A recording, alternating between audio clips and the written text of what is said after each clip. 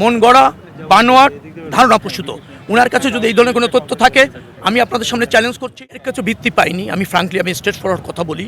যাত্রী কল্যাণ নামে সমিতির নামে একজন কমিটি আছেন, উনি দীর্ঘদিন ধরে সভাপতি। রিয়েলি তার কোনো রেজিস্ট্রেশন আছে কিনা, তারা কিভাবে মনিটরিং করে, ডেটা তারা কিভাবে সংরক্ষণ করে, কালেক্ট করে, তার কোনো ব্যাখ্যা নাই।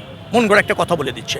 আমাদের বিআরটি আছে, আমাদের হাইওয়ে পুলিশ আছে, আমাদের যে সমস্ত ইনস্টিটিউট আছে, আমরা ধরুন ডাটা একেবারে নিয়মতান্ত্রিকভাবে কালেক্ট করছি, তার সাথে ওর কোনো মিল পাচ্ছি না। তিনি আমার কাছে, আমি দৃঢ়ভাবে বিশ্বাস করি, মন গড়াভাবে বলেছেন, ধারণাপ্রসূতভাবে বলেছেন। ওনারা ঈদ যাত্রা উপলক্ষে সারা বছর খবর নেই, দু চারটা কথা বলেন, মানুষের নজরে আনতে চান। ওনার নিয়ে এর আগেও সরকারের আমলে আমি জেনে শুনি আমার কাছে আসছিলেন সচিবালয়ে। উনি চেয়েছিলেন আমাদের নীতি নির্ধারণী মিটিংয়ে অ্যাটেন্ড করতে। আমি বলেছি আপনার পরামর্শগুলি দিয়ে যান, আমরা নীতি নির্ধারণী মিটিংয়ে সেগুলি উপস্থাপন করব, তারপর যে সিদ্ধান্তগুলি হবে আপনার সাথে আবার আপনাকে জ্ঞাত করব।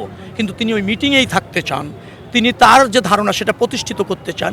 এটা কোনো কোনো সময় আমার কাছে মনে হয়েছে কোনো বিশেষ উদ্দেশ্য বা বিশেষ পারপাস সার্ভ করা। উনি যদি কাজ করতে চান, ওনাকে আমি আহ্বান জানিয়েছি, আসেন পথে। আমাদের সচিব সাহেবও বলেছেন, অন্যরা বলেছেন যে আপনি আমাদের সাথে আসেন, দেখেন কোথায় ব্যত্যয় হচ্ছে, কোথায় বিচ্যুতি আছে, কোথায় পরামর্শ আছে। উনি তা বলতে নারাজ, উনি একটা বিবৃতি দিয়ে বসে আছেন। এটা উনি অনেক আগের থেকে করেন, কিন্তু তার যে তথ্য উপাত্ত সেটা সঠিক নয়, মন গড়া, বানোয়াট, ধারণাপ্রসূত। ওনার কাছে যদি এই ধরনের কোনো তথ্য থাকে আমি আপনাদের সামনে চ্যালেঞ্জ করছি, তথ্য নিয়ে আসতে বলেন। আমাদের কাছে ডেটা আছে, তথ্য আছে, ওপেন ডিবেট হবে, সেখানে আলোচনা হবে কোনটা ন্যায্য, কারা সফল, কারা ব্যর্থ।